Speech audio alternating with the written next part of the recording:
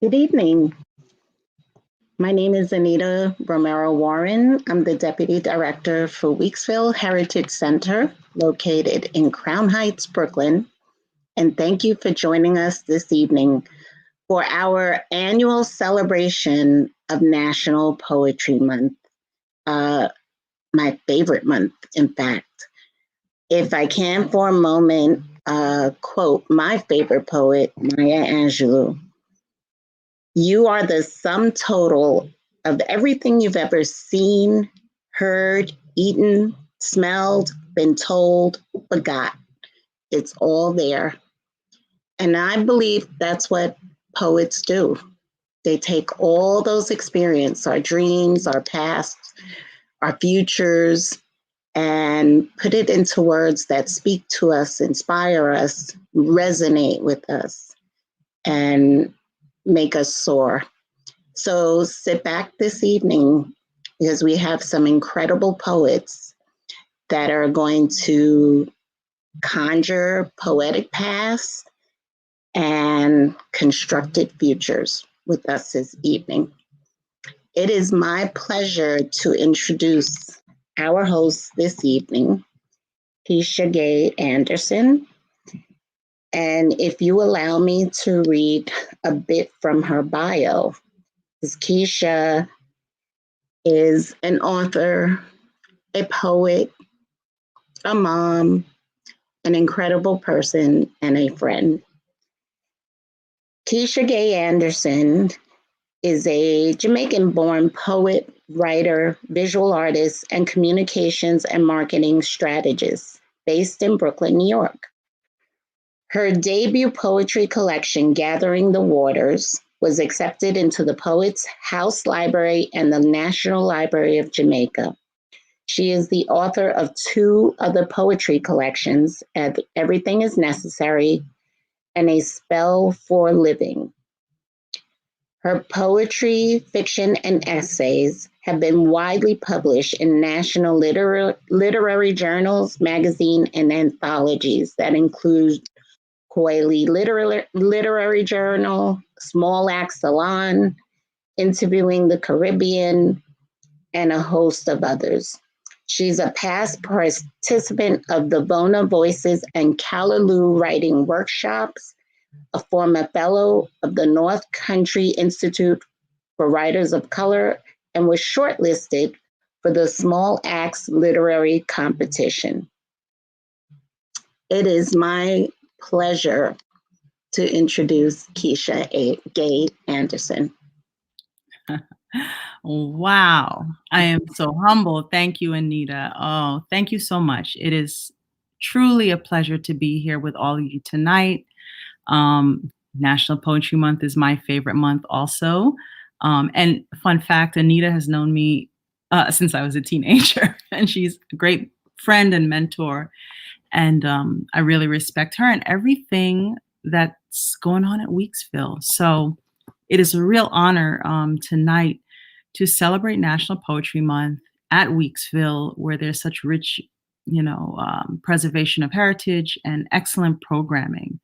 The theme for our evening is about conjuring, and so I'm going to read a quote here from Saidiya Hartman.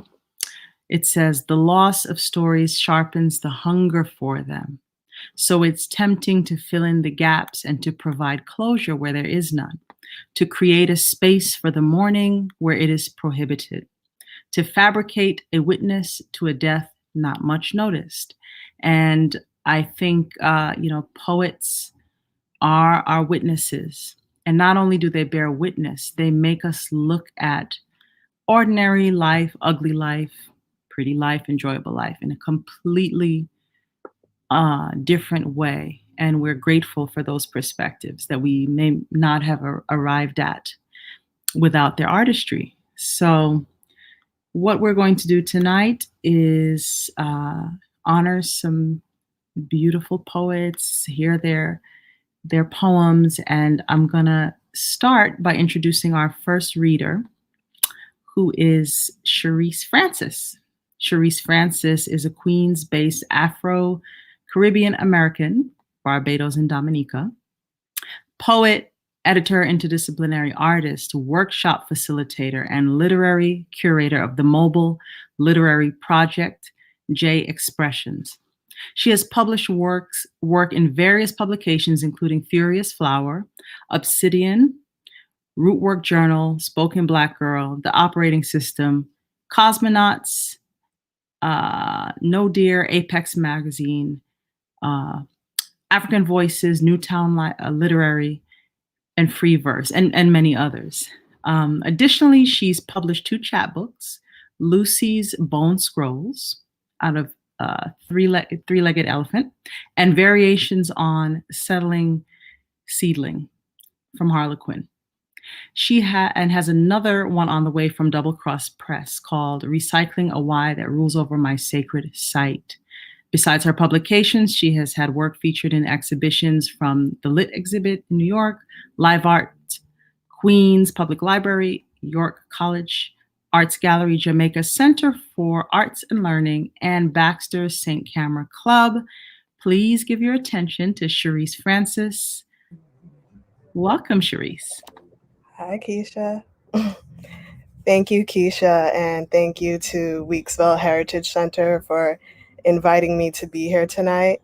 Weeksville has been such an inspiring space for me from the workshops I've attended and also in me thinking about the Black history that's in my own community in Queens. So I'm honored to be here tonight.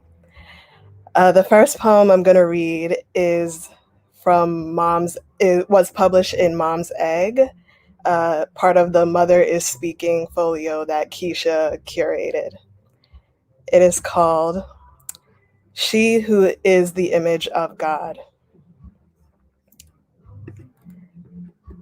There's a holiness that she carries in her hands, like a Moses budding a kaleidoscope of butterflies, fluttering to freedom. She crafts with a mother tongue, whispering in her body, a code of thrones in trees and herbs. Her hips are a lotus blossoming from the mud. She tends a garden of marigolds with the dirt from her grave. She carries a storehouse of rice in her hair, and on her journey made a jambalaya constellation to direct her people home. Oh, the glory of her fractured sun radiating through our bodies. We wear the many colors of her skins, wash our feet in her sweat as she dances with roots and rituals of resistance. Oh, to know home is to see yourself in her image, is to divine a mirror of her beauty, is to crown yourself with her spiraling wisdom, is not to be afraid, but to know she has always been. This next poem I'm going to read was published in Rootwork Journal, and it's called To Be Gifted and Talented and Black, Arcology from the Last Angels of History. 1. Dub Organizer. Lift Every Voice and Sing was my elementary school anthem. Dancing the electric slide in the schoolyard was my first lesson that invisible forces could move the body into an orchestra, into a ring shout, into spirit possession. I was selected to be the one to say goodbye in junior high school because I had reached the top. What does the top mean in a system designed for your failure? A robot. They saw potential, the exceptional Black, the adminstralization, the hypothesis of an American experiment, to be an orphan lost in whiteness. For every top, there is a hidden deep memory and the variables bubbling underneath the earth. Dark energy makes up most of the universe, but white philosophy will tell you the further away from home, the greater the enlightenment. But the body walking up at the speed of light becomes energy. And archy, the hips, don't forget. High school looked like a prison, a high school named after a merchant and diplomat. High school taught me that the body is slurred as a political negotiation, as a commodity. Classical music played between classes as a signal to move, to walk stiff and up high with a load on the back. I desired the drums, unheard rhythms in my daydreams, the wheels turning beneath the feet, the drums sound traveling over a distance to commune with other traded bodies. A dig it all technology. The cross-reference, the simultaneous trading, the education that leads to returning. By the end, I find myself collapsing memory onto a come, pewter ship, remembering the motion of feet stamping together on the deck. Why was my presence a rarity in a specialized school? Why was I asked if my presence connected with the few others there who had my skin? Chem was my highest grade. My libation was a scattering of seeds. 2. Dub Shepherd. Some say it's mystic, Jigala Masakara, but you know it's there. Yeah, here, there, and everywhere. Am I a failure for never having left my Black neighborhood? Am I a failure for returning after college to realize its value? I, the Debtera, I, the data thief, I, the restorer, I, the Diaganawa. The word is bond, a ship of them bones talking. Marrow is the root of brain. Deep pressing seeds is essence in a sick system. A diaspora is a network of roots, phantom limbs tuning one into fugitivity. Maroon is the root of brave. Yet you never know your old philosophy will fall to the ground. You think that you're much more smarter than I. The quest Ion digs a path. What is Blackness? Is it A means to an end, B, a human activity, C, a sacrificial vessel, D, a sprout of the ground, or E, a Dr. Funkenstein experiment? Hung up on them bones, swift motioning the hips, mother's hips, happy cat, a black box of flight. Remember solitude, hung by Napoleon in Guadeloupe. Guadeloupe is a hidden river of Black Madonnas. For every mountaintop, there is a deep. Wade in the rivers of ancestors hanging on the walls. Remembering Mr. Lewin's assignment in Black media studies. Dumas and Pushkin had Black blood. See through a lens darkly. Empty the mind and inside a path is clear, a bringing forth, unheard rhythms to blossom, a disruption of normal, the Daya Ganawa. 3. Dub Adventurer. An object in motion will remain in motion unless acted upon by an unbalanced force. Maroonic organism steers a revolution called Just Grew.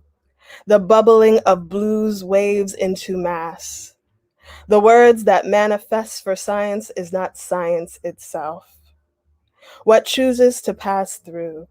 How does presence come out of which does not presence? Is that a form of poetry? The come, pewter ship that brings forth? The stamping of feet together on the deck? What does it mean to strum a song in a cemetery with a man named Carpenter and have that turned into a myth about selling the soul to a devil at the crossroads? What does it mean to return? Is restoring a technology, is running back a technology, a bringing forth the ire of Debtera with a message flowing through the desert? This body, the highest sense of poetry, of knowledge, the physics of bringing forth. Blooming blossom of body and all of its knowing and revealing. This body, a deep pressing technology. We are made in the image of nubbling, be hung by nubbling, by the knowledge of a hidden God to treasure in a song of running back to self. To be a revelator exiled on the islands of Hep, learning patois and turning it into a true name. To tread widely, to what's hidden in danger, a bringing forth, emancipation song. Returns a flashing glance, blackness as a technology of being, blackness as a bringing forth. Ink was the name of God. Ink meant black. Ink in the skin I used to sow my name into the earth for a harvest I can see in the mist. And I plow this body for its returning, to be out of this time and into divine timing, moving fast, so fast that tomorrow has passed back into this body. As a talisman called enteleki, the patois of potential emancipated, the harmonic working of an orchestra, treating a path wildly like a cyborg navigating roots. Ashe Tera enter returns. Marrow is the root of brain. Maroon is the root of brave. Okay. Next series, this next couple of poems that I'll be reading is from my latest chapbook, Recycling a Why That Rules Over My Sacred Site. And it's currently on pre-order on Double Cross Press. So if you'd like to purchase a copy, you can head to their website. The first one I'm going to read was inspired by J.P. Howard and her praise poems, and it's called Original Angels. It's Orisha and original fused together. Yin Oruko, praise the name. Praise the heavy load that has put a claim on your soul. Praise the word in it. Praise the word, its invention like lava out of a mountainous mouth. Praise the reed, to be able to bend in the world essence of ink in the body. Praise the holy, all saints as one fractured and found, broken and bound. Praise the knot, the life made when a point strings all positions. Praise the click, the way the tongue connects an abyss between the lips. Praise the water spinning, soul around to switch on the light bulb eye. Praise the sun, a fusion of many kin, a combustible cord, a broken open. Praise the reflection that breathed into a muddy earth like an rekin. And this next poem is called Who You Trying to Be? And it's going to be featured in the Threads exhibition at Bliss on Bliss this month. Who you trying to be? Dada ask, Bob Marley? No. A guitar body, a binding of wood, a strumming of blackness, a knotty halo crown, a mixed up genesis, a redemption in a song of praise, a seventh child of a seventh son, a shapeshifter of sex, a weak force stirring up radiation, a not knowing why I'm here. I got sense within. My letters spun out to the world. I believe I have time to read one last poem. This poem was published in Pre-Lit. It's called Can I Be a Queen in Converse? And the quote I used was, I remember the girl in the fields with no name. And that was from Tina Turner.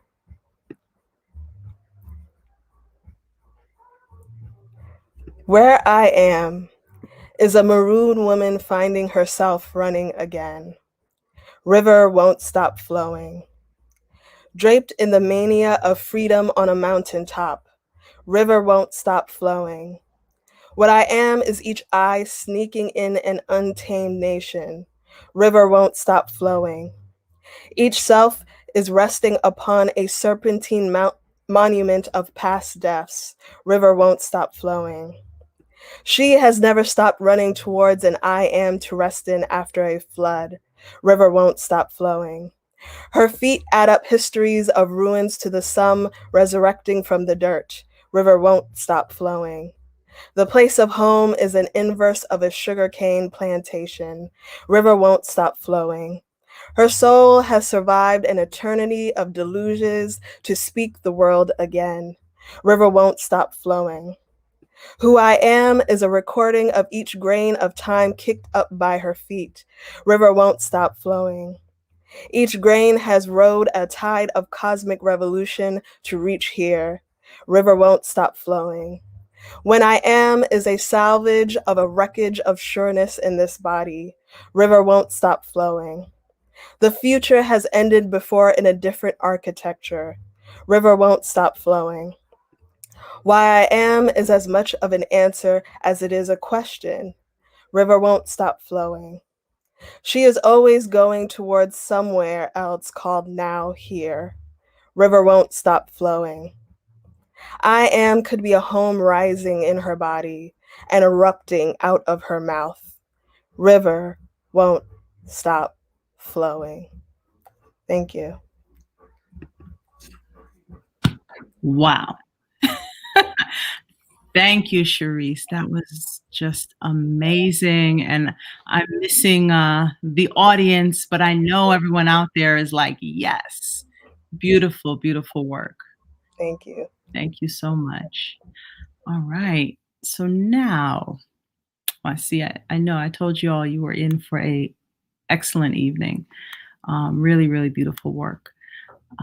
Next up, I would like to introduce my friend, Robert Anthony Gibbons. Let me read you his bio. Robert Gibbons is a native Floridian who came to New York City in 2007 in search of his muse, Langston Hughes, and found a vibrant contemporary poetry community at the Cornelia Street Cafe, the Green Pavilion, Nomad's Choir, Brownstone Poets, Hydrogen Jukebox, Saturn Series, and Phoenix, among other venues. His first book, Close to the Tree, was published by the New York-based Three Rooms Press in 2012. He's a Cave Canem Fellow and has received residencies from the Norman Mailer Foundation and the Disquiet International Literary Program. In 2018, he completed his MFA at City College, also my alma mater. He's my fellow alum. Robert has been published in over 30 literary magazines and in several notable anthologies. Recent publication credits include Expound, Promethean, Turtle Island, Quarterly, Killer Whale, Suisun Valley Review, and the Bronx Memoir Project, Volume 2, published by the Bronx Council of the Arts. Robert, it's my pleasure to welcome you up to the stage. Thank you so much. And I'd just like to say to my friends out there that had difficulty connecting, I apologize. I tried my best to connect you. And so if you hear me, I appreciate it. But if you don't, then we'll meet again one day. Thank you. I'd just like to, just say I just really appreciate Weeksville for who they are and what they do in the community. I've taken workshops there. I've vibed there. I've gone to programs there. It's a wonderful space. Please support Weeksville. And thank you, Keisha, for bringing me here. I'm going to read a few poems. And I left my reading glasses, so I start off with that one. Ode to my reading glasses. Today I decided to do it. A friend suggested I needed a pair of reading glasses, and I always knew it. It happened in school when the words ran together like the rain, when it smeared the chalk words on the sidewalk. I couldn't imagine me wearing reading glasses. As time passes, the sun shine deepens, more of a blood orange sangria. I mean, I felt like I walked into a dust storm several years ago, as if mobility will slow its pace, 1,000 pieces of grain or the pain of a headache. I beg for goodness sake, not reading glasses. It would not last my nerdy chic. After the sunglasses, after the vision passes, and I could hear someone say, now you are 2.5. You're going to go blind trying to read all those books. You need 4 sets to look and see all those people during the Pride Parade and rainbow pink and lavender. You think you are clever because you are wearing glasses. You may need bifocals, a good grief trifocals, and you need to prune back the gray or the sleep. Instead of closing your eyes, you lied during the sight exam. You shammed to eyeglass wearing public. It reminds me of my grandma or my grandpa when they said, pass me my glasses. Pass me my teeth, pass me my Fixodent, pass me my liniment. And sometimes I just don't want to see. I just don't want to believe. If I had double sight, then I should be a part of the light. It's just me, an impediment. Careful with assumptions. It's distasteful if you don't wear them, those reading glasses, like passing through another generation when your hair will never grow back. When I'm just tired of walking or people talking, pass me my reading glasses. I want everlasting eyes. Not the kind that dies before near or far. Careful in that car. I'm just scared as the next when I have taken a reading test. I can't say how many times, how many rhymes will never be created because I will never wear them. I need a pair of them. I will lose them before tomorrow because I am just not a caretaker, a fake pair of reading goggles that strangle my quaint nose that grows big as I become old. And some people have worn them all their lives. If not, take mine. I will rest them on the dead of my forehead. I can still be stylish without being somewhat childish without those reading glasses. It's not too late. It's not too late for us to become one righteous and unified people instead of separate, disunified spirit that burns every corner.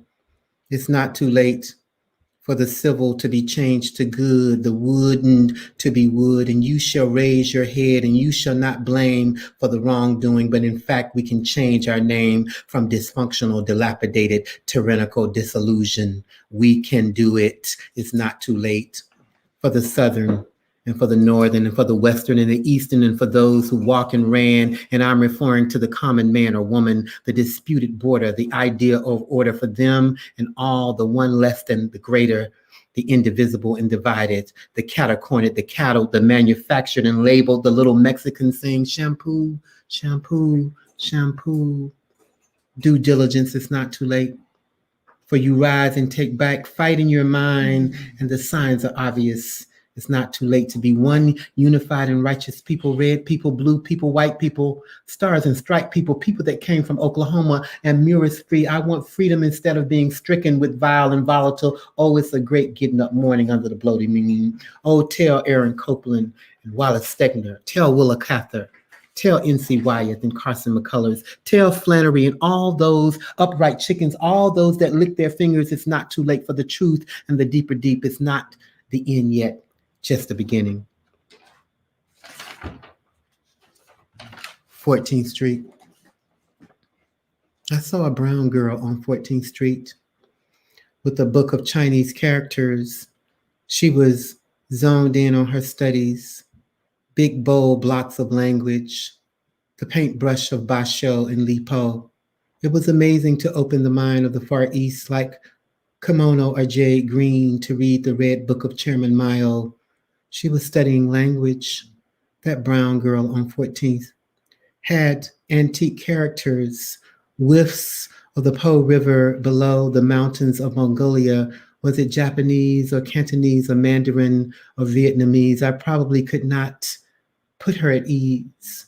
Her thin fingers ran up and down the page like an accountant. She repeated her phrase. I felt as if I was at a tea ceremony with her rural dimensions, no room for interpretation. The little brown girl on 14th Street reached back generations with a modern twist in her hair. She could have been a linguist, but it was Greek, and I only knew words like Tokyo that rhymed with kimono. I only knew the shakuhachi and probably had never known it was an instrument. The brown girl on 14th Street. Each character had voice, each voice had phrase, and she raised my inner critic, traveling back the canal on the road to Marco Polo or Christopher Columbus or Magellan. I wanted to be equatorial. I wanted to diaspora all these countries on one block. It made me feel landlocked, that brown girl on 14th Street. I'll do two more, thank you. Sugar. Sugar was her body. It was all we knew in October's October. It was never cool there, just a mild Florida night, just an enclosure full of jackrabbits and habits of dialysis and sugar diabetes. Sugar, you lied to us. You made us think the soil was gold, was handed 15 cents a box when we picked beans and teamed up, and you may make a little more, but nothing means nothing, sugar. Sugar, how many bastards have you created? My Aunt Lily had 15 children. They all had some kind of ailment. And if you were just a failure, you could join the church. You could die with the hurt. My Aunt Lily had her money in her titties because of you, sugar. You took it all away. And all I can say, sugar, I knew you on my born day. I'll end with this poem called Brown. Brown. Brown, not the color of skin, but sin. The way we doubt it's chocolate enough flour, enough power. Some things like bleach or lightning. Mama used Noxzema or cream to even out the pure brown, to make it round like a pound cake, smooth and creamy brown. And we didn't know sugar was brown until we reached back into the cabinet beneath the Karo syrup and the carnation milk. And there was a box of granulated as it faded, and Mama kept it for special occasions to make Sunday or anniversary or any service. And how many come black and we come brown like earth, like fudge. More of a foot tub full of chocolate, the brown of feet, the way the sun shone, born on a hip. Tips of pork and rice, slices of bacon had to be cooked, had to be fried, and so many had died from diabetes or dialysis, so many addicted to grease, and I didn't know sugar was brown. I frowned and put it back, thinking it had molded, thinking Mama had made it cold, but it was always brown, and I found it in the back of the closet. Thank you so much. Yes, Robert. You always bring us right there, and like we're in the room and smelling and seeing and tasting. I love it. Thank you. Thank you. Thank you, Robert. All right. Beautiful, beautiful work. Powerful. All right. It is now my pleasure to introduce Angela Lockhart Aronoff, who is a lifelong writer and poet, singer, performance artist, supported by a career in service to individuals with disabilities. Born and raised in a military family that traveled worldwide, Angela identifies as an African-American Geechee. She holds 2 master's degrees from New York University, and with her late husband, founded Living Lessons, Inc., an educational theater company. Her work has been featured in the New York Times, Glamour magazine, and the book Mega Trends for Women. Angela's recent poems have been published in Black Earth Institute, About Place Journal, community anthologies, and a chapbook entitled What is it you think you see? Angela is many years into making a book of poetry and is a current mentee of the Brooklyn Poets mentorship program. And she's also in our Women Writers in Bloom Writers workshop, and I believe in a workshop that we taught at City College, if I'm remembering correctly. But it is my pleasure to welcome Angela to the stage. Oh, wow, I'm so excited and so honored. Thank you, Keisha, and thank you, Weeksville, for the honor of reading a few of my poems for National Poetry Month. And it's just thrilled to read with Sharice and Robert. So I have a few poems for you, and here I go. American Mojo. Down in the low country of South Carolina, near them disappearing sea islands, those twice sold and arrived on ships were initiated in the old ways to assure their new world survival. It was the old Mojo women who worked and birthed another way into the melting, the Middle Passage and Trail of Tears, indentured servitude, paper sons and daughters, and the railroads and the cotton cabins, while the kudzu, Great Migration, covered up who got raped by who and who gave it up for a government ID and why.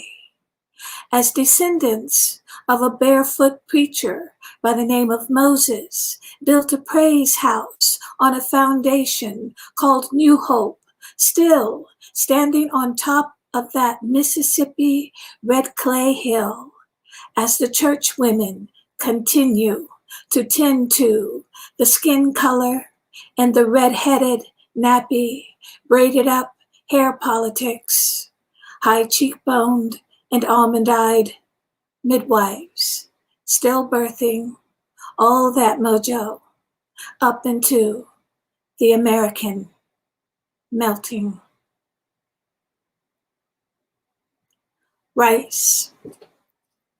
Rice moves her tongue differently, deliberately slows down the words with ice blue accuracy to birth her own way of being, to straighten out that melting sound, rid herself of that humid, wet, no book learning sound, that dreaded folksy, weeping willow, don't know no better, sea island and low country sound.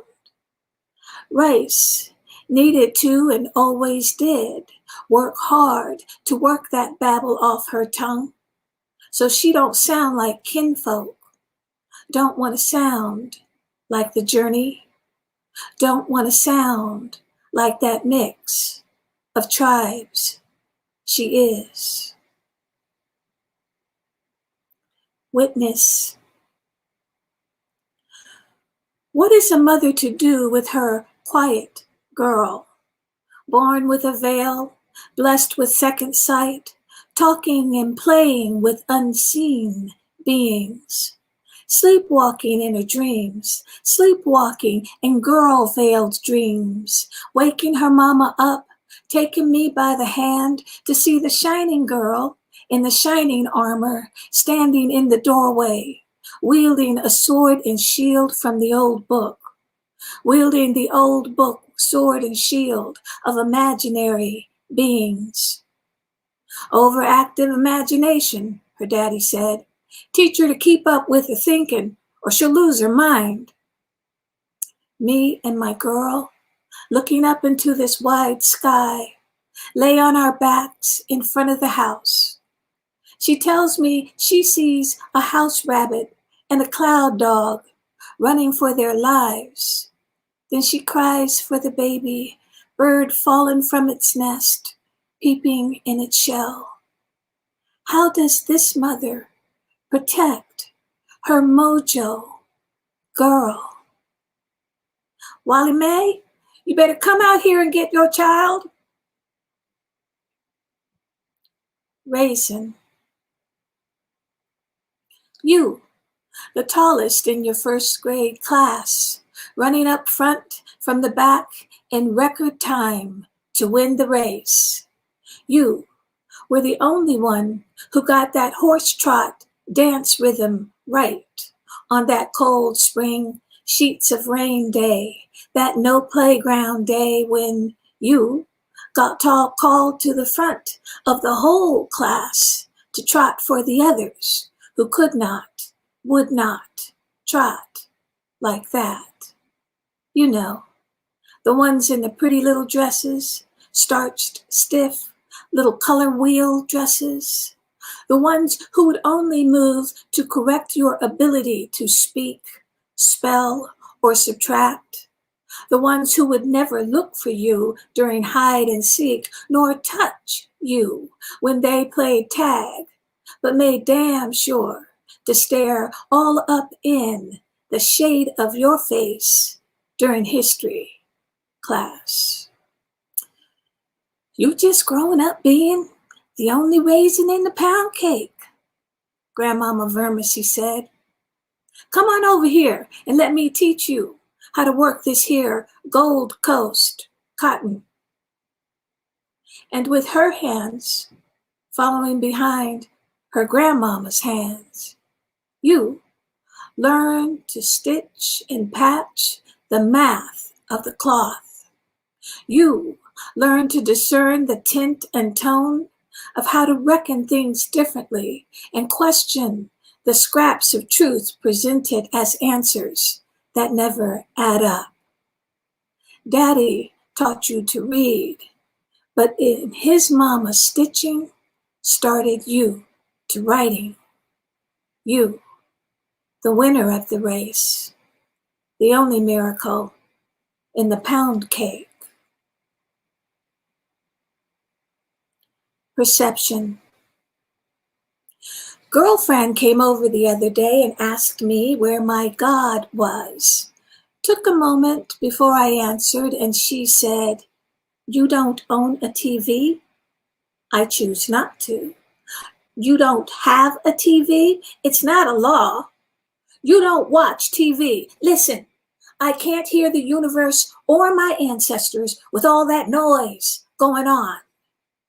Then weeks later, after he learns I don't own, don't have, and don't watch TV, my own daddy betrays me with, "Well, baby, do you need somebody to buy you a TV?"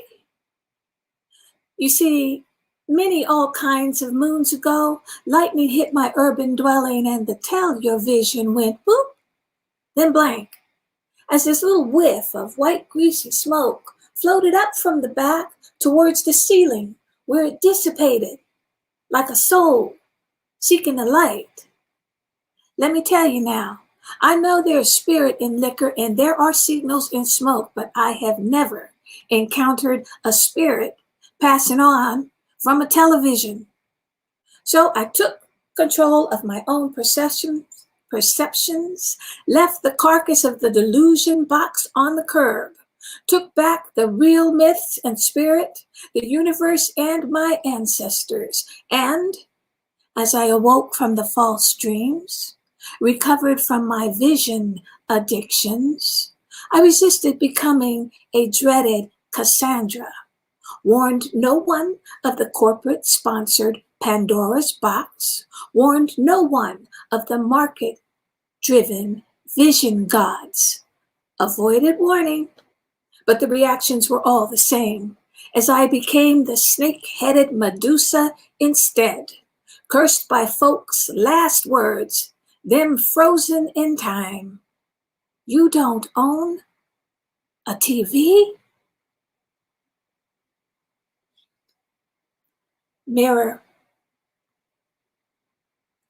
She did not take her supplements this morning. She did not think the poems of Phyllis would linger the way the sonnet of June did, done, do. She did not recognize her own humming, that memory sound of mixed blue rhythms, Mississippi and Geechee, DNA, tongue sound, suspended in air, while she thinks the musing in her humming means something To remember means something over the sink as the mirror-veiled stream conjures up snatches of her memories, reflected back at her as she braids and ties small sections of her stardust-colored hair, all done up in a platinum crown to honor her long family line of long memory, mojo women, midwife legends, freedom-fighting church mothers tending to their quiet, early-rising seafar girl, always drawing four-dimensional boxes the way her sister Aunt May Phyllis had taught her. The seafar girl, now an elder, who writes into her calling, mindful of her time, gathering her adopted daughters, reflecting in her own crown of stardust. And this is the last poem for this evening, Whispers. Listen here to what we be telling you now. All these oceans and seas be rising up. Old winds be flying back over the passage, hauling all that spirit, dust of the restless. May we ancestors circle, be unbroken with what was passed down to you, born in you. We work the mojo, the spirit for you. So listen good now. Here tell you keep inside. It's time to rid yourself of that hiding mask and listen. Listen to that whispering sea haint, drifting and traveling that wind of fear. She be all up in your backyard, looking for trash to eat. And listen, she is that something unseen, be whispering your name. Don't you breathe a word, don't you open your mouth. A past was born in you, passed down to you.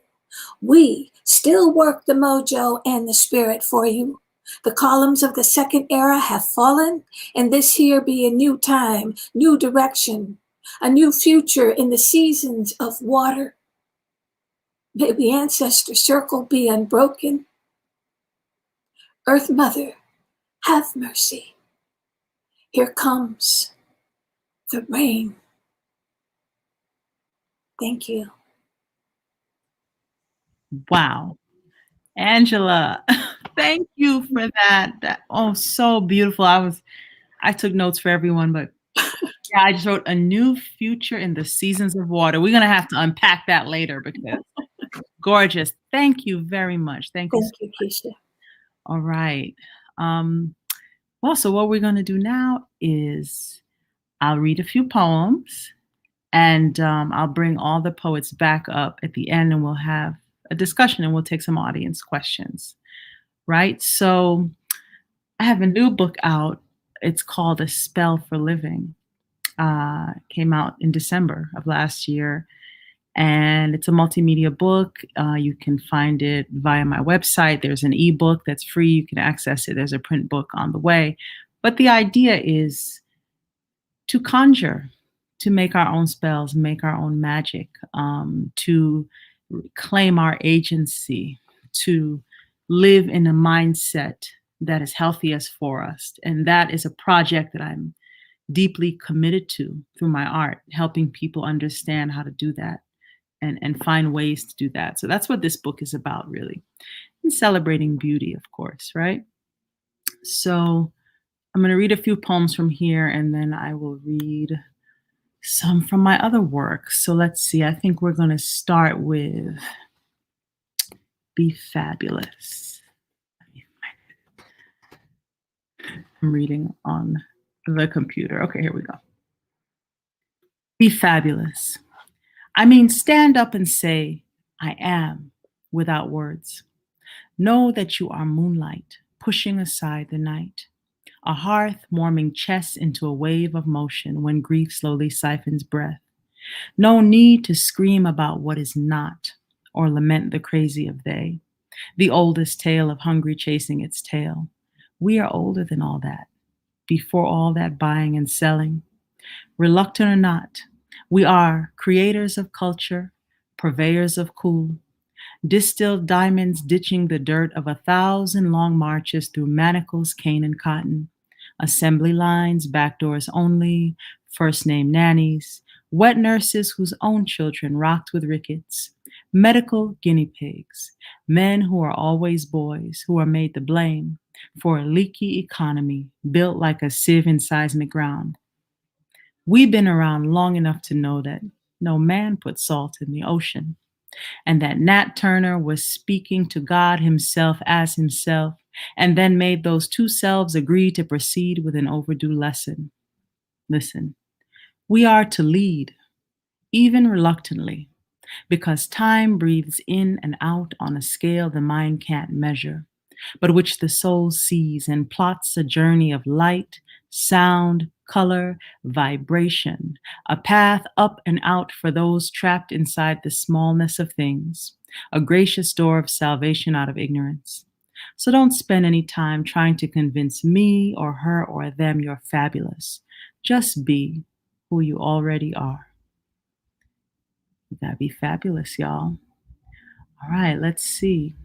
And I'm gonna watch my time too. Hang on. I'm gonna jump around here. Yeah, I want people to get into the habit of giving themselves permission. Give yourselves permission to live the life you want. I didn't say it's going to be easy, but we at least have to have the mindset that it is possible. We are a star, baby. We are a star, all of us.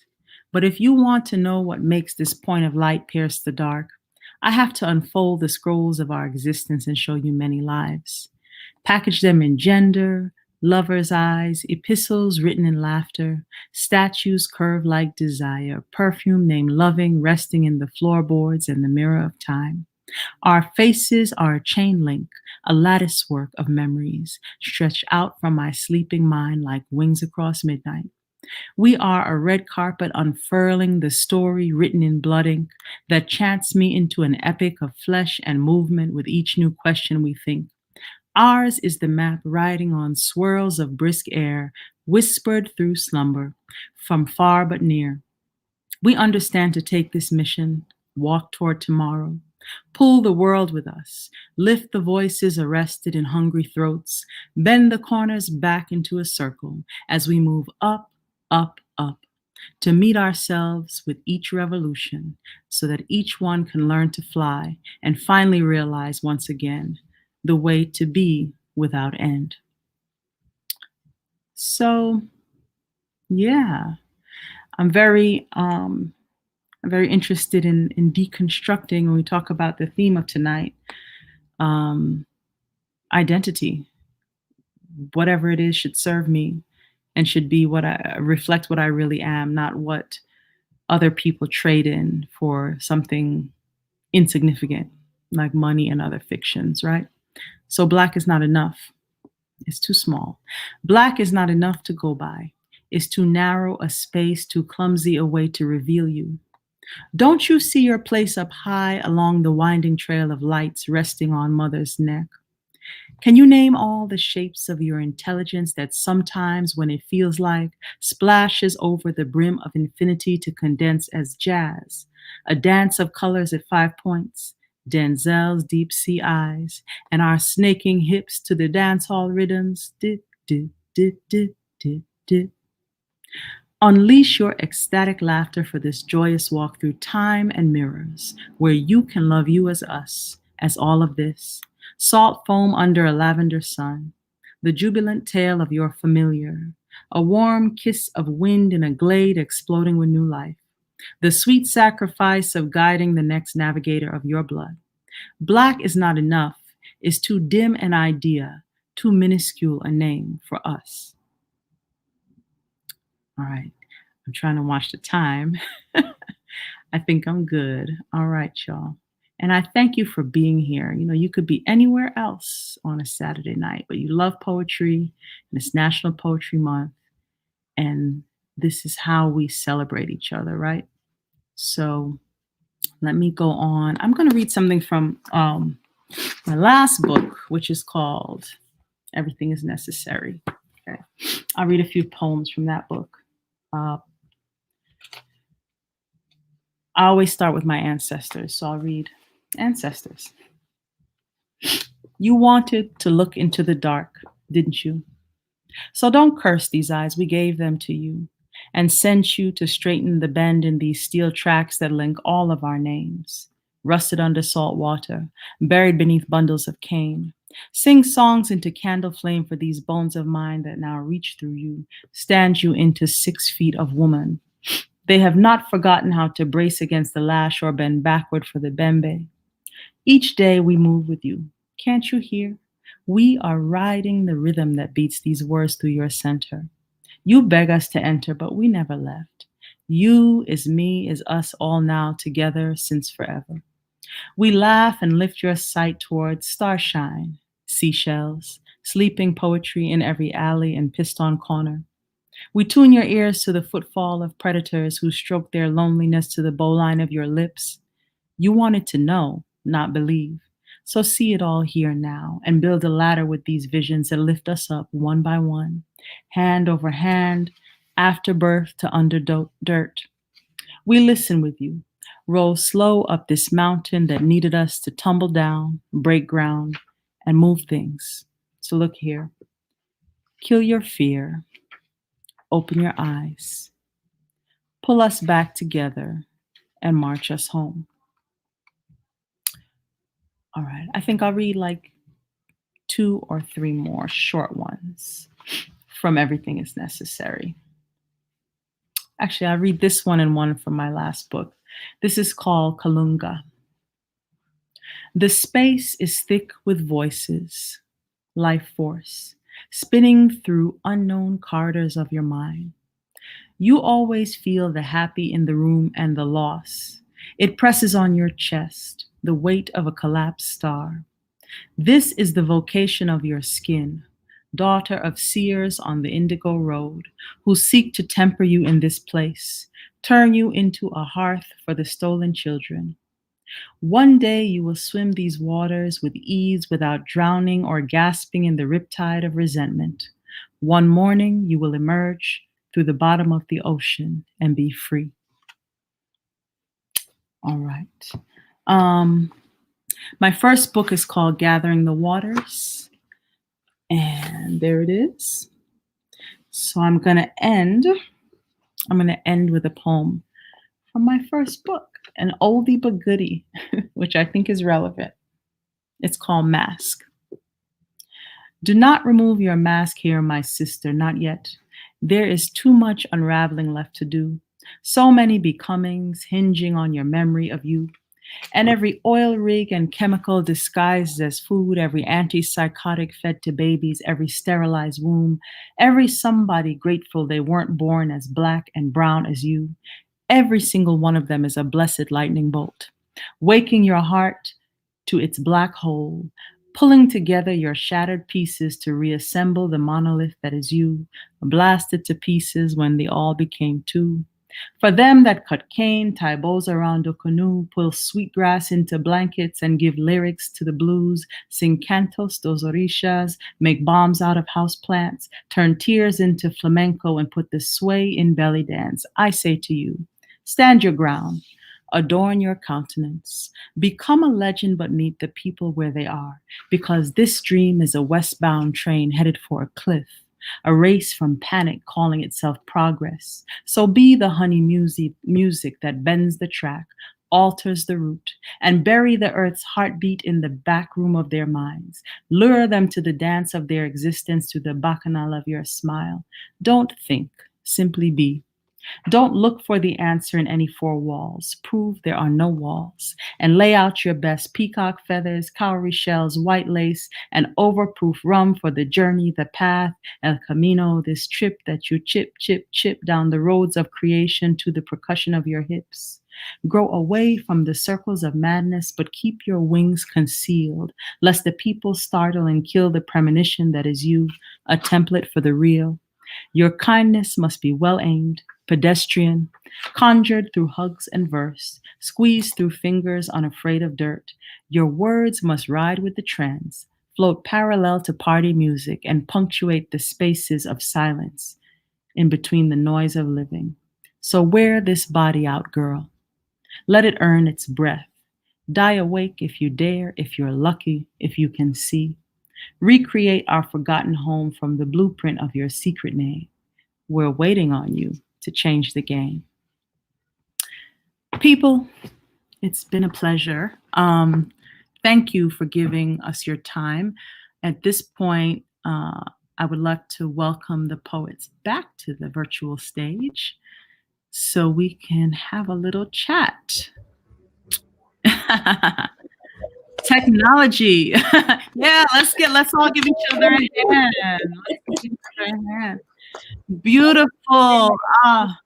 This was perfect. And you know, it's amazing. It's when Anita told me about this program, I was like, who should I ask? And I immediately thought, I know your work. So I was like, this fits together so well. And I just want to have a little conversation. I took notes. That's what I do when people read. I write things down that strike me. And I was writing a lot. So I guess to kind of anchor us, you know, and so we can all comment on this topic. There's a lot in everyone's work about witnessing and memory. And I suppose what I want to ask, what we are learning as we're witnessing, I want to explore that a little bit. But what does that mean to you to be a witness when it comes to your work and what you're trying to convey? Anybody can just jump in. We're just going popcorn style. We're just going to have a conversation. Ladies first. Robert, I'm going to get you. For me, being a witness means that I don't just see what an issue, a process, a system, whatever it is that doesn't resonate well or isn't in the light, but to witness it, but to also be able to speak to it, maybe not directly, but definitely in my poetry, and be present for it.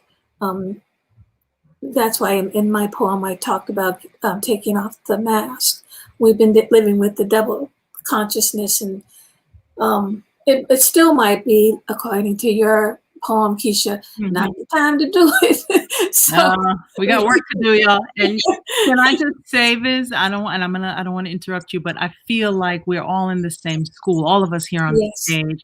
And I don't believe in accidents, and I know we're doing something together here. But please continue. I like where you're going with this.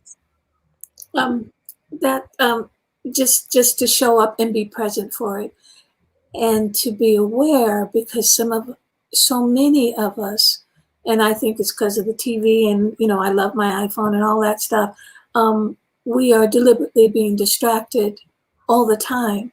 And then for those of us who are able, as poets who do it well, and all poets, as far as I'm concerned, do it well, as long as you get it out there. You have to speak to it. And if it's just one person who hears it, then that one person will interpret it and be able to carry it on. But we're all, like you said, in this together. Mm-hmm. How do we show up and be? Yeah. Yeah. For me, witnessing is a practice of deep listening and conversation. Like the title of tonight is called CONJURE, and looking up the origin of that word, it literally means to speak with, to have a conversation. And that's how I see my work, whether it's actual conversations I'm having with my current present and the people who are in my lives, or even speculative conversations with the past or the future, because there's so much possibility in the languages that we speak, and they store so much memory and possibility in the words we speak every day.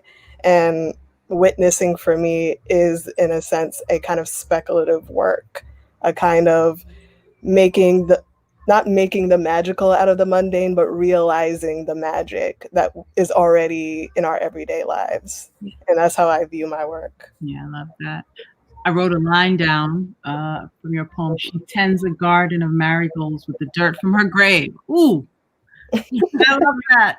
I love that line. Anyway, Robert. Right. Well, witness has so many meanings for me. Growing up in the South, I had the awesome opportunity to know my great grandmother, and so just to move through the world and tell people, I knew my great grandmother. And so we would go to Georgia in the summer and we would visit my great grandmother, and she told us stories, about her mother. So it goes all the way back. So when I say witness, I mean it is almost the embodiment of the past, to resurrect their stories and tell their stories to a modern audience that would never know that those people existed. My grandmother took me down a back road in Georgia to the cemetery of my ancestors. There were no street lights, there were no streets, but she found her way back there to clean the cemetery plots of our ancestors. So to witness, and she told me, she said, your grandfather walked from a plantation from Virginia to Georgia. So here it is, this witness to give me that legacy, to leave me with something to take to the future. So that's how deep witness is for me. That's deep. I love it. There's this notion of what I wrote down from Angela's poem, these disappearing islands. I love that concept, that just to further the idea of what is it that we need to remember that's essential for us building the future that is just kind of disappearing, and how, like, I'm interested in that in my work. It's like the quote that I read at the beginning of the event from Saidiya Hartman, where she says that to fabricate a witness to a death not much notice, to create a space for the morning where it is prohibited. All of these ideas, we're sort of like, I don't know. I think we're being rebellious in a way, in a quiet way, and I love that. But let's talk about that a little bit, like this notion of what's disappearing that we need to make sure that we know and use somehow. How do we use that which is vanishing or has been erased? How do we find it? How do we use it? Like, I don't know. Are you interested? Your work seems to explore some of these ideas. Yeah, I think about that a lot, especially as you bring up Angela and the disappearing islands. I think about my own Caribbean heritage and how the Caribbean islands are at risk as well, and how a lot of my current work is about exploring the histories in my heritage that I don't get to learn as often because I live in the United States. So I've been researching more and more into, Carnival history and the different costumes and characters and folklores like the Sukuyant and the other kinds of monsters are in Caribbean stories, as well as, diasporic connections that I didn't know before. For example, Angela, you're of Gullah Geechee descent. And my mother's from Barbados, and there's a historical connection between the Gullah Geechee Islands and Barbados. So I didn't know that before. So, I'm just fascinated by all of the histories that we don't know about and bringing them up to the surface. So I really want to do that more in my work. Mm-hmm. Yeah. I think that we live in a time where it's so technological that, there has been a depreciation of history, the basic form of history, the appreciation of what our literary ancestors, our entertainment ancestors, what the people in the past has gone through, because it's so easy to just really just Google whatever you need, or there is no process by which to really take the long road to study, or the long road to learning, or the process of evolving as a erudite individual or a well-studied or well-versed individual. So I think in the midst of that I can Google something really quick and I can know all the answers that I need to know, but that's not the answer here. It's something about process. It's something about living and evolving into a well-rounded character that took years to. My grandfather, he grew those elm trees. He planted them and then he watched them grow. I know. You know, so it's something about that. That's yeah. That's a big one. Angela, you were going to say something. Just about the process that I've been going through, writing my own family and history, and how a poem, it takes me about 10 years to write a poem. I have books and stuff, but I also have another job. So, but the certain things like the mirror, recognizing, oh my God, I look just like, wow. And what does that really mean in a bigger mythical or myth? It's wild and so much spirituality. Well, for me, and I think for many of us, whether we recognize it or not. But also that I grew up with my great grandfather, who was a card-carrying Cherokee. Now, he said he was Black, didn't want to talk about it, but he carried that card to the store. Now, those kind of stories, nobody really hears about. There's so much intricacy in our own personal history. And the more I agree with you, Robert, I go down the Google hole a lot. And then I write a lot of notes. I got all these notebooks with all kinds of things everywhere. And then the thought, what God gives us, comes forth, and this is the witness, or this is the message. It's like, oh, well, y'all couldn't tell me that 10 years ago. I need this quick, especially as my hair is turning into the color of stardust. But you see, it's about time. that process, that forging, that growth, that thing that, like the flower. I was walking through Brooklyn. I got so frustrated. I have this, one of these plants, a palm, a palm plant with the fronds, right? And there was a guy, and he had it on his porch, and the leaves are sealed shut when the shoot comes up, and he was opening them, and I love plants, and just like I yelled at him, I was like, it's not ready. It's just not ready to open yet. Like, he's like, I know, but so it's all about a look. And it's all about what appearance is. And there's something about the way we were forged, I think. Well, I can only speak for myself because, I think we all had the same kind of learning formative years where there wasn't the internet. We had to go to the library, right?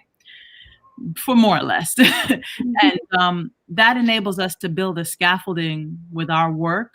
And I'm excited about what that would bring forth in the future, but it's necessary. That's the only thing that's going to last, is people who have put in this work and have taken time, because you're in a tradition, you're in a continuum, and it's not a fly-by-night thing. If you can visualize, your existence as just one brick, it's just one brick going on something, right? And it's got to be level and it's got to be intact. So I get frustrated too. I'm like, you guys, you got to read a book. Actually read the book. I always wanted to say that she didn't get that white hair for any reason. That white hair. That's right. A lot of stories attached to that white hair. A lot of stories attached to that white hair that he has. I don't have any, but the people that do have it, they have it for a reason. And so it's that same evolution, that same, coming of age that's so glorious. Yeah. That's beautiful. What are some of the themes that are attracting you right now in work that you're creating?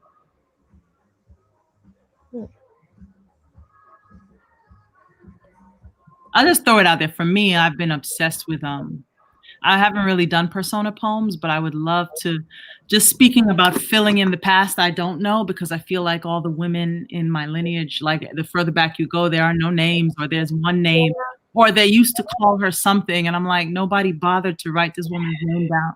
Right.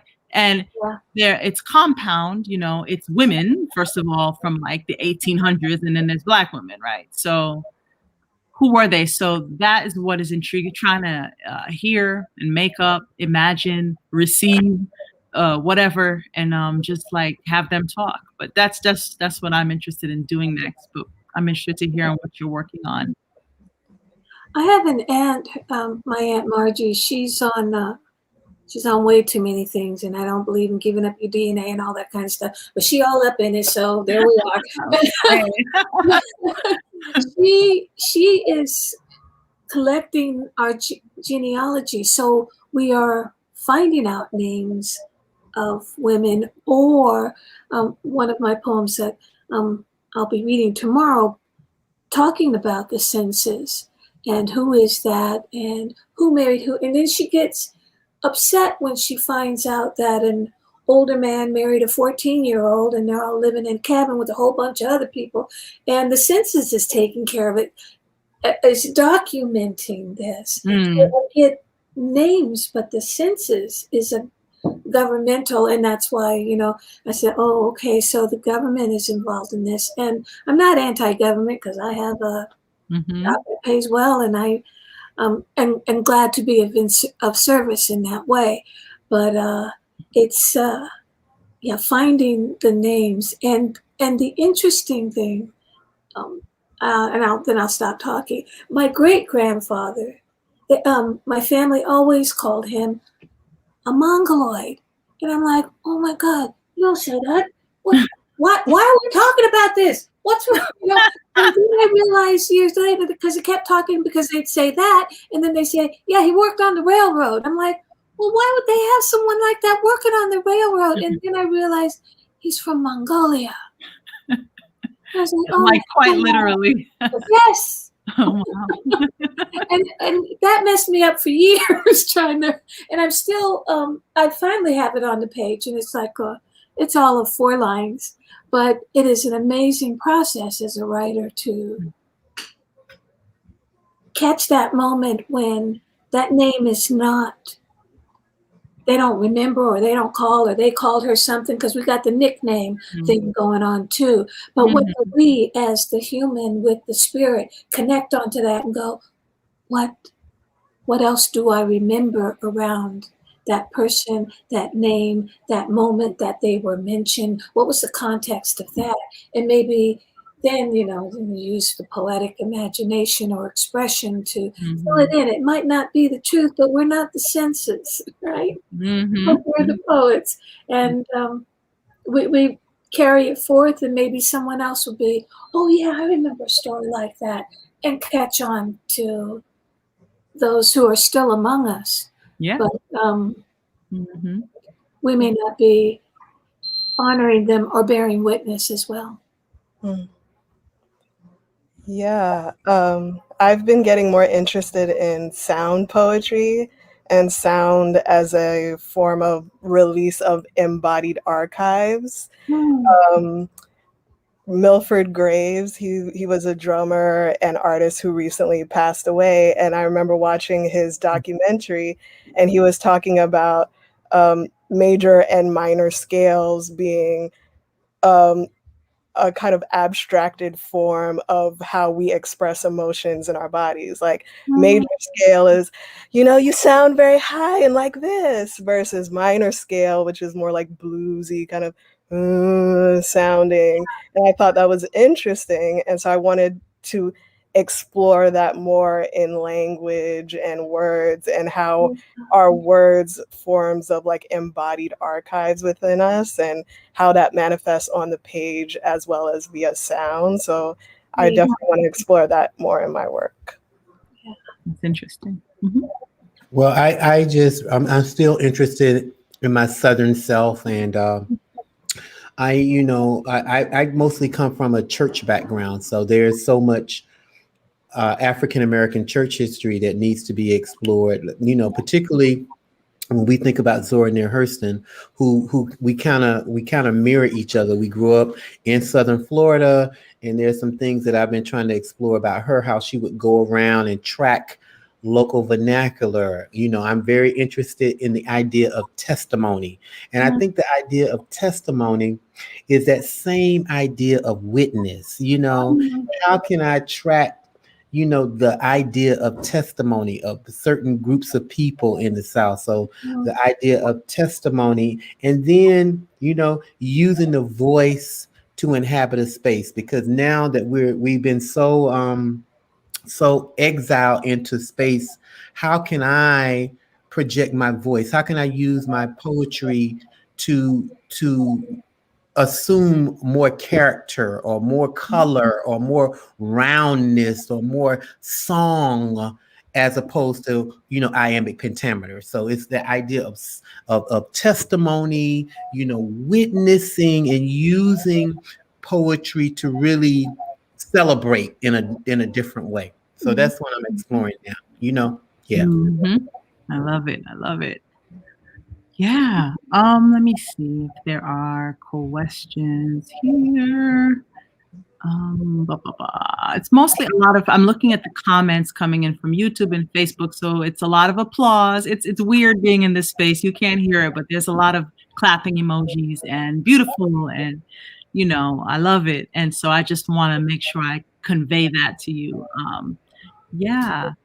What else? I think we're down to like the last 5 minutes. So let me see what else I said here. This is a question I didn't want to ask. You know, there is a certain Blackness that people trade in, both Black people and white people, a certain identity that's commodified. And, you know, I just believe people should be free to do what they want to do.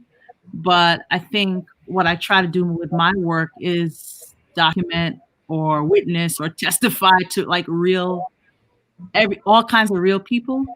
But I just want to know like how you feel about that, because it seems like there are traumas and triggers, and then we're asked to interpret it for audiences from our perspective. And I don't know if those think pieces and those poems are anything more than entertainment for the people that request them. You know what I mean? It's like, I don't want to write a poem about who was shot, like, unless I feel like it. But I don't want to be asked to do it. Like, is anything going to change? That's what I care about. So I'm just curious to know. I guess I'm interested in how the artist is used in pop culture, and how do you feel about that as an artist, as a poet? You know. It's, you know, it's tough. It's like it's a basic thing. It's like we need to make money. We're artists, you know. We don't. This culture doesn't really. There aren't many spaces for us to get paid for what we do. Or we do it because we love it. But sometimes I'm concerned about what is presented as like the Black story, and it's just like everybody can do whatever they want to do. But I just feel like I need to function in my lane as an artist. There's just like a myriad of things to explore. There's, you know, but I just want to know what you all think about that. Yeah, I think about that a lot. I actually wrote a poem that was called "What is a Black Poem?" and it was in the shape of like a geometric proof, because I wanted to explore Blackness beyond this idea that we're only about struggle, but like Blackness is a multitude of things. It's our presence existing in the world, and we're observing whatever it is going through the world and speaking that back out. That doesn't have to be something specific about like, oh, a Black person was shot and we have to speak only about that. There's so much that is happening in our worlds that we can speak about. And so I do have an issue with kind of representational politics that make it about this certain kind of Blackness, and these certain kind of topics are the only things that we can speak about. It does limit our imaginations in a way, and limits how other people see and view us, right? They don't see us beyond just talking about being Black. So yeah, I do want to expand the conversation beyond the stereotypes of that. Yep. Oh, you're muted, Robert. I think that was one of the challenges that came up for Amanda Gorman, the inaugural poet. You know, that she was young, and she was a woman of color, and older poets. These are some of the charges that they said that for her youth, and how did she get to a level like that at such a early age, or that people have to work all their lives to get there, and those kinds of things. And those are the kinds of the challenges. Where can she go after she has already read on that stage? What is left for the poet? You know what I'm saying? So those kind of challenges about where can the poet go after they reach a certain level of success or a certain level of celebrity, or does a poet deserve that type of celebrity? Does a poet deserve to be on the cover of Vogue magazine? Well, all those kinds of things that are pushing poets and poetry into other genres and other circles that we're normally not in. Wow. The word deserve, it's like, what? Right. Anyway. Yeah, that's interesting. You know what? I want to be mindful. Do you want to say something, Angela or Cherise?